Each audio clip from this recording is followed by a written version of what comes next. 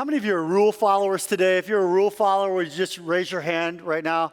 You're the people that like cross your T's, you dot your I's, you always come to a complete stop at the stop sign, never drive in the SUV lane alone, like all the rule followers. One more time, just raise your hand, all the rule followers. Can we give them all a big hand today? Give them a big hand today. These are all the people that did really well in school, got straight A's on the honor roll, so congratulations. Now there's a whole nother crowd in the room as well. These are the people that how many of you see rules more as suggestions? Rules are made to be broken. If that's you, you already have your hand raised. I haven't even said raise your hand yet, already breaking rules. If that's you, we just raise your hand really high. All right, these people have had enough applause in life. They don't need any more applause. They'll be walking out of the service whenever they want to walk out of the service. They'll be on their cell phones. They'll be doing whatever they want to do because that's just who they are in life. Now, how many of you that are married, how many of you have married somebody the opposite of you? Would you just raise your hand? Those of you that are single, how many of you seem to date people that are opposite than you? Would just raise your hand really high. I get it, me too. I mean, Shannon is my complete opposite. I mean, she is such a rule breaker. I mean, always breaking rules. You got to watch her. I mean, she just says whatever she wants to say and does whatever she wants to do. I mean, it just, it's part of life. So pray for me if you would. We all have a set of rules that we live life by. Well, we all have these rules, whether you want to acknowledge them or not. It's the way that we view life. It's the beliefs that we have in our own mind, and they determine the decisions that we make. So I brought some illustrations here today, and I want to ask this question. Life is about, you fill in the blank. Because whatever life is about is how you're going to form your rules. So for some of you, life, it's all about success. And if life is about success for you, then you have some rules for your life. And so rules for you, in order to be successful, you have to work really hard. And that is just a rule that you have, and you get really upset when other people don't work hard. For some of you, you have a rule for life of integrity. And you're like, if I'm going to be successful, I have to have integrity in my life. And you get really upset whenever people start, living life through the gray rather than the black and the white. For some of you, life is about success, and you have rules that dictate what success is for you. Some of you say life is about success, and my rule means I got to step on other people in order to have success, because that's what's been modeled to you, and that is your rule for life. Now, some of you say, I don't really care about success. That's not what life is about for me. For me, life is about survival. And for you, if life is about survival, then you have some rules in your life as well. It's look out for number one. It's doing whatever I have to do, whatever makes sense in order to survive. So I will scratch, kick, claw, post on Facebook, whatever I've got to do. I'll post about it because I've got to survive. I mean, that's what life is all about for me. Now, some of you, life isn't about success, or it's not about survival. For some of you, life is all about beauty. And if you believe that life is all about beauty, then you have to do something. There's some rules that you have in life. I mean, the rules like where you get your hair done. It's like I can't get my hair done anywhere else. This is where I have to get my hair done. And Shannon has one person, okay? It's like Laura, that's the place, okay? That's where she has to go. And I get it, and I've got sport clips. Like I have to go to sport clips. Like that's where I have to go, okay? And that's where I go every time. Life is about beauty, then that may dictate what you eat, going to the gym. It may dictate, like some surgery you may need in your life. Why? Because life is all about beauty, and you'll do whatever it takes in order to have beauty. So you have some rules. We all have these rules in our life. We just don't talk about them. We believe people are rich because They're really good with their money. They know how to budget. So I have to understand budgeting. I have to understand spending. I have to be wise with my investments. I have to understand investments because that's what people that are rich do. So those become my rules. Now, other people are poor. And the reason why some people are poor is because your rule may be they never attended Financial Peace University. They never learned how to do it, or they're poor because they make poor decisions. And you come up with all of these different rules that you have for life. You know, then you have enjoyment. Some of you say, I could care less about all that stuff. Life for me is all about enjoyment. So you know what the rules are for me? I do whatever brings me fulfillment. Whatever brings me enjoyment in my life. If that's sleeping around, it's sleeping around. Hey, at least it's fun. Hey, if that's going out partying, drinking, life is all about enjoyment. So I will do whatever it takes to feel enjoyment in my life. And so here's the way it works. We have all of these different rules that we have in our life. And when we put them all together, then they create what would be our world view. And when you stack all these rules up, that's how we make decisions in life. This becomes our world view. Now, our worldview, we really don't talk about it a lot, but it really does drive everything that we say. It drives all of our behaviors. It drives our experiences. Talking about your worldview is kind of like asking a fish to describe water. And a fish would say, it's everywhere, always. This is the way life works. And for some of you, based upon your rules of life, and based upon your beliefs, it's just like, this is how life works. This is the operational system that governs and drives my beliefs and my behaviors in my life. And for some of you, your worldview has served you extremely well. And for some of you, you love having the worldview that you have because it's put you into the position that you're in right now. And for some of you, your worldview has kept you hostage. And some of you have some jacked up beliefs and some jacked up thoughts in your life, and you're experiencing some things in your life that aren't taking you to a place of fulfillment. And it comes back because you've got some rules in your life and some thinking that just doesn't make sense. And for those of us that are followers of Jesus, and I recognize here that some of you are investigating, some of you are kind of checking this whole God thing out, and just let you know, man, you're welcome. You're at a safe place wherever you're at in your journey. But for those of us that are followers of Jesus, we have this belief system, and the challenge can be aligning our worldview with God's worldview. And understanding what are God's rules, what is God's thinking, and what is mine, and where do I need to bring them together. And I want to tell you a story today about the disciples. The disciples were these close followers of Jesus, and they had some beliefs. They had a worldview. They had some rules that they lived life with. And these rules collided with God's worldview. And I want to just kind of walk you through the story of how do we align back with what God would want us to do in life so that we can ultimately experience what Jesus talked about, having life and having life to the fullest. And that life is found in Jesus. And we're in a series called Jesus, Hope for Humanity. And this year we've been studying through the book of John. We just finished John chapter 8. Today we find ourselves in John chapter 9. And I want to start John chapter 9 and verse 1. It's on the screen today. It says, as Jesus was walking along, he saw a man who had been born blind from birth. Rabbi means master, teacher. His disciples asked him, why was this man born blind? Was it because of his own sins or his parents' sin? So here was their worldview. Here was their rule. Here was their belief. Blindness equals sin.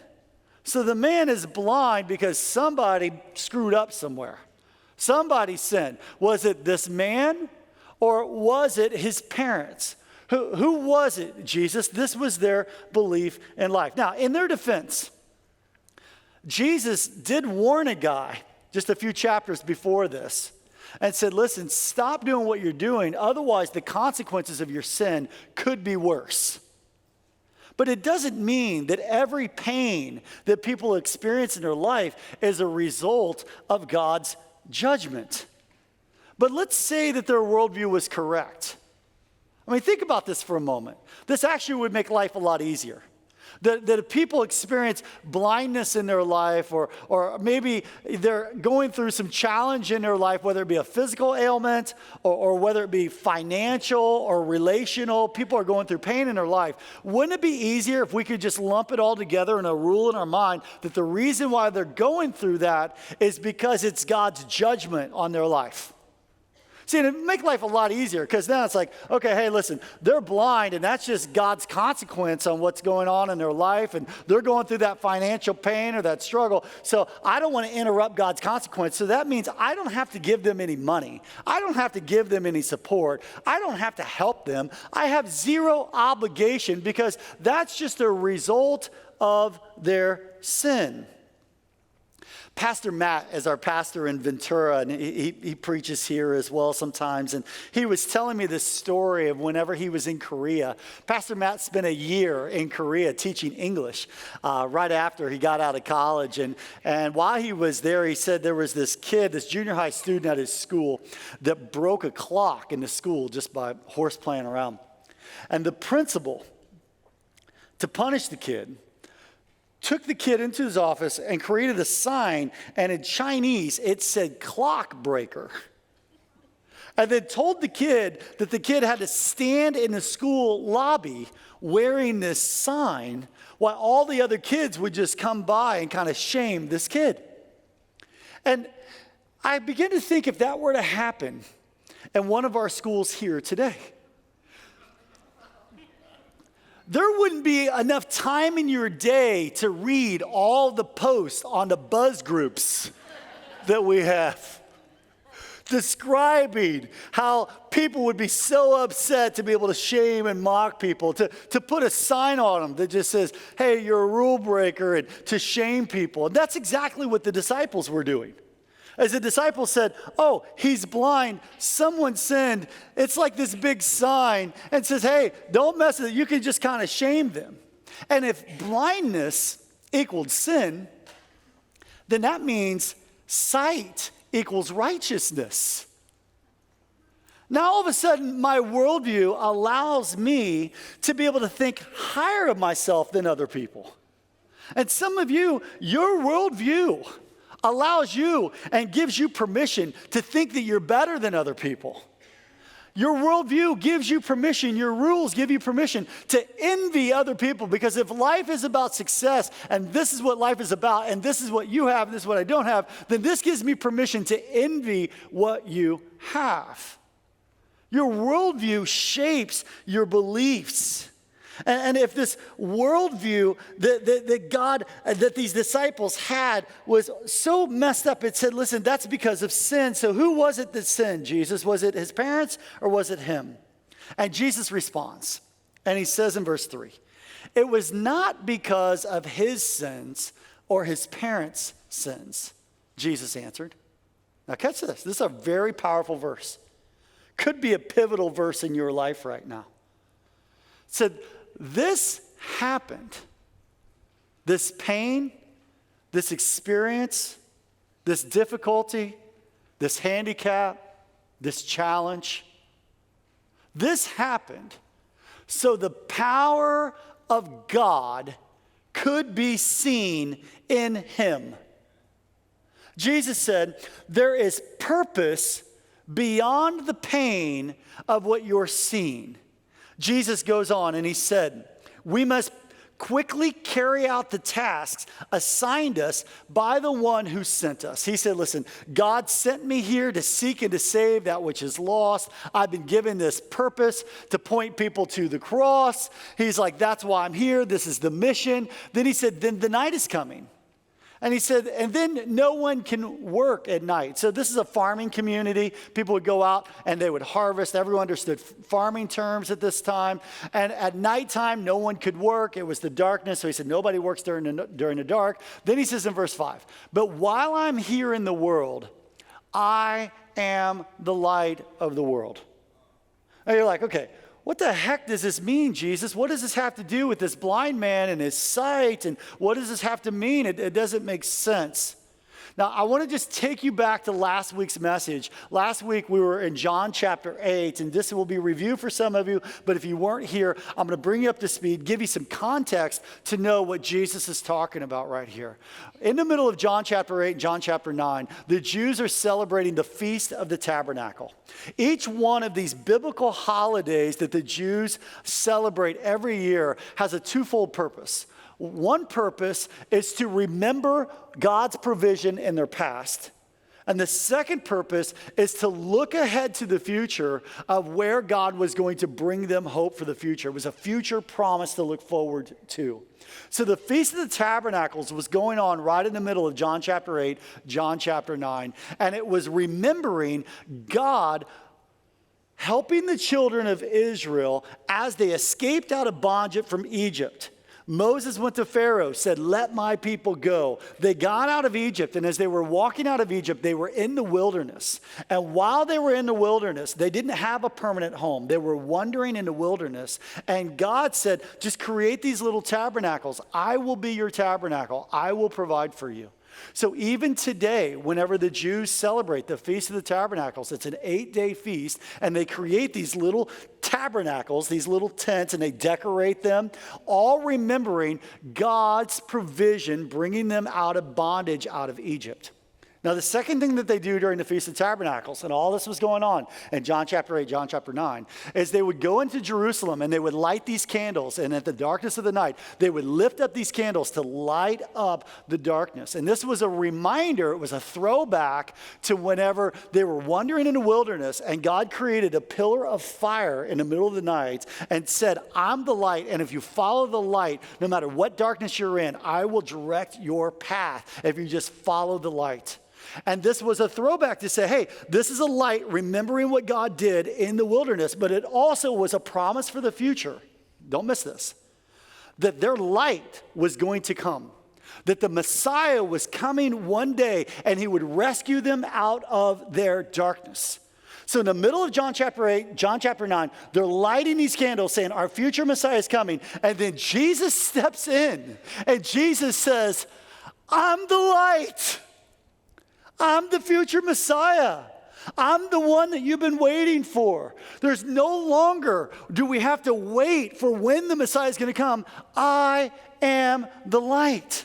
And then, now this is brand new. We talked about that last week. Now I'm going to give you some brand new material coming into John chapter 9. And what he does in John chapter 9 is he is about to prove that he is the light. And he says, listen, you think this blind man is sinned. No. This blind man went through blindness to display my power, the power of God. And I'm about to prove to you guys that I am the light in the middle of the darkness. And I'm going to take this guy that has only seen darkness his entire life. I'm going to take a guy that's never seen the light before, and I'm going to prove that I'm the light of the world, and I'm going to bring this man sight. He's going to see light for the very first time in his life to prove the power of God in my life. And here's what he was saying. He was saying, you think pain is all about brokenness. That's the rule that you're living by. But pain is the sign that something greater is on the horizon. That there is beauty in pain when it's redeemed for and by a purpose. That there's purpose beyond your pain. And some of you, when you go through pain in your life, your immediate reaction when things go wrong is, why does God hate me so much? And you get angry and upset, and you think that God is judging you. But there's a chance God loves you so much that he's going to use this pain for something spectacular. That the reason why you're going through this is so that the power of God can be on display. Pain is a powerful force. C.S. Lewis, he's a great theologian, and he said this, and this is a powerful quote. He said, "We can ignore even pleasure, but pain insists upon being attended to. This is the powerful part. God whispers to us in our pleasures. He speaks in our conscience. But God shouts in our pain. It's his megaphone to rouse a deaf world. Pain is a megaphone that takes us back to God. What if the thing that will change your family for good is the thing that you're angry with God about right now? What if the thing that will change your life for the better is the thing that you're crying about right now? What if this setback is actually a setup for what God has in your life? And if you tweak this rule, if you change this rule in your life, it changes everything in your life. When you begin to see pain in your life, not as something that tears you down, but something that can be able to be used so that the power of God can be displayed in your life, it will change your life. Let me give you a couple examples, because if you change that rule of your life, it'll change the way that you view cancer. If you change that rule in your life, it will change the way that you view the death of a loved one. We have a lady in our church named Patty Rominger. Patty served in this church for over 40 years. Her and her husband have been a growth group leader and have led our seniors group for 12 years, ever since I've been here in the church, faithful week in and week out, loving on our seniors. Patty's been instrumental in so many different ministries of our church. And I found out this past week that Patty's mom fell and passed away suddenly. And I called Patty immediately on the phone, and I said, Patty, I'm just checking in on you. And she said, Pastor Brian, I know where my mom is. She said, my mom is walking the streets of gold right now. She said, I know where my mother is. And my father recently died of cancer. And my mother is now reunited with the love of her life. And she said, Pastor Brian, my mom is in heaven. And I said, Patty, how can I pray for you right now? And she said, Pastor, pray that I make my connecting flights. She told me. Got to get to Iowa tonight. Says, pray I make the connecting flights. You see how your worldview changes when you can see things through perspective? That there's purpose beyond your pain? I talked to a guy last week who lost his job, and he was telling me this experience about losing his job and how it was this turning point in his life. And he said, it's the best thing that ever could have happened to me. I said, why is that? He said, well, I made some mistakes, and there was a couple ethical things that I did wrong, and it got me fired from my job. And he said, and you know what? He said, I needed to change some things in my life, and I needed to change some of the ways that I operate, some of the beliefs that I had in my life. And he said, and I made that right with God, and I decided I'm never going to do those things again. And he said, you know what? God provided me a better job with better pay, doing the exact same thing I was doing before, and less hours, allowing me to be able to spend more time doing other things that I love. There was purpose beyond the pain. I met and was talking with one of our deacons yesterday, and we were talking about turning points in our life. And he said, you know, I went through this period, he said, from 2007 to 2011. And he said, during this phase of my life, he said, I lost my job. Financially, things were falling apart in my life. And he said, and I was going to another church at the time, and everything like fell apart at the church. And he said, it was a really discouraging time in my life. He said, the only thing I had was my wife and my kids and my family. And he said, I went through a lot of pain. But he said, I'm so glad that I went through that. Because here I am a few years later. And I think back on those events. And he said, and I have some scars today, but they're not as painful. But I still have scars and reminders and memories of what I went through in that season. He said, but I have so much more perspective in life right now, and I can understand the pain and the difficulties and the challenge that people go through, and my heart goes out to people more, and I have more perspective to be able to help people, all because of the pain that I went through. See how this can change your life?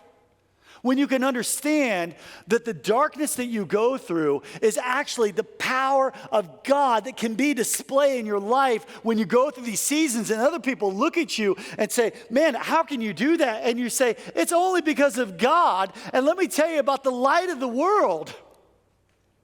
I've got so much more I want to say, and I don't have enough time, but I'm going to try to do as quickly as I can.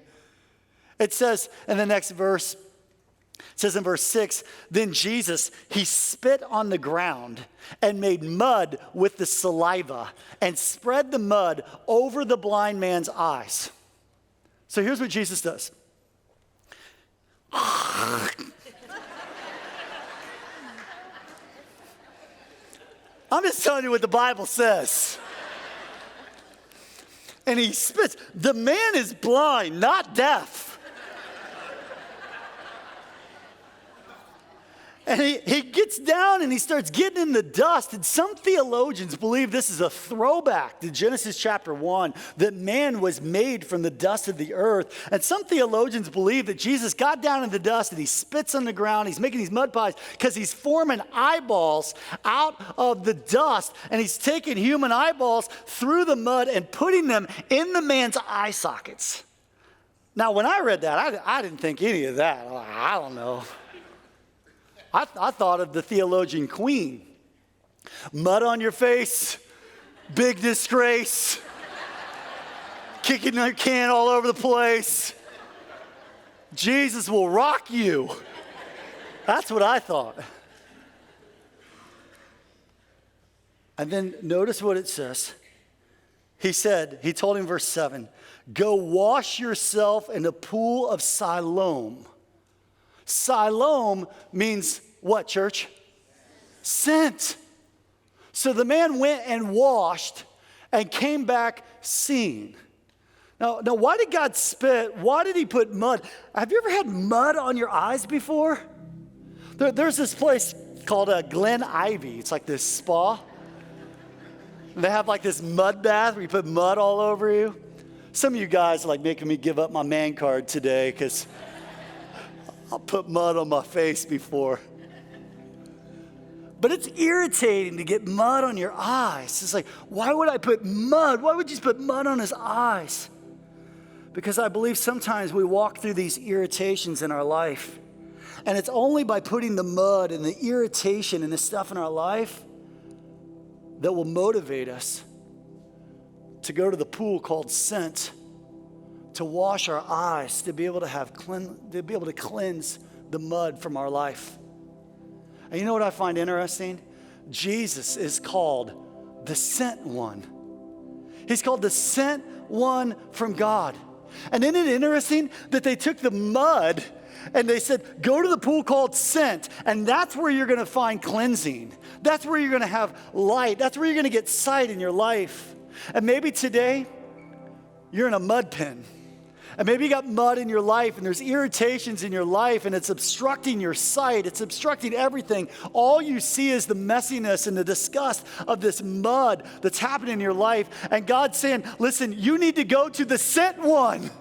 You need to go to Jesus, because Jesus will forgive you of your sins and cleanse you from all unrighteousness. And why did Jesus spit? When I think of Jesus, I just don't think of a spitter. Did you know in the Jewish society, spitting was a sign of uncleanness? So Jews, they don't eat turkey sandwich, or they don't eat ham sandwiches. They don't eat hot dogs. They don't eat anything from a pig because they say the pig is unclean. Whenever someone has leprosy, they would call out in the Old Testament, unclean, unclean. They said you don't touch dead bodies because they're unclean. And they said you don't touch saliva because saliva is unclean. And you know what Jesus did? He actually spit. And just maybe he spit as a symbol to be able to say, I'm even above. I have more authority than the religion and the rules of all this religion. Maybe Jesus was a rule breaker. And said, you know what? I'm going to spit and I'm going to show that I will use uncleanness. I'm not afraid to get into messiness. I'm not afraid to get in what everybody else says is unclean. I'm not afraid to get into mud. I'm not afraid, and there's no sin that's too dirty. There's nothing that you've got going on in your life that is too big for God. There's nothing that disgusts him too much. There's no problem too big. There's no hurt that's too strong. There's no sin that's too great. And some of you are going through pain and you're so angry at God right now, and you're so bitter, and you feel like there's no hope. And God brought you here today, and some of you are watching this online to recognize that God wants you to know there's purpose beyond your pain. That the pain that you're going through is to display the power of God. And some of you, you're so quick to judge other people going through pain. And you've got these rules of life, this worldview that makes you seem better than everybody else. And some of you, you begin to judge other people because of the pain and what they're walking through and what they're going through. And can I tell you, that's your worldview. That is not God's worldview. And for some of you, your life is going really good right now. And you might just file this away. Because for some of you, everything's peachy. Everything's up and to the right in your life right now. But here's what I know. Every one of you are at one of three places. You're either just coming out of a storm in your life, you're currently right now in a storm in your life, or you're headed toward a storm. And when that storm in your life comes, and when it rocks your world, and when you start feeling like everything's falling apart, and when you're tempted to get mad at God and to get angry at God, and when you're tempted just to bawl your eyes out saying, why? I don't understand. May you come back to John chapter 9 and say, why did all this happen, God? And maybe God will look at you and say, the reason why this happened is so that the power of God can be displayed in your life. And if you're in darkness today, God is saying, I am the light. I believe, church, that there's purpose beyond your pain.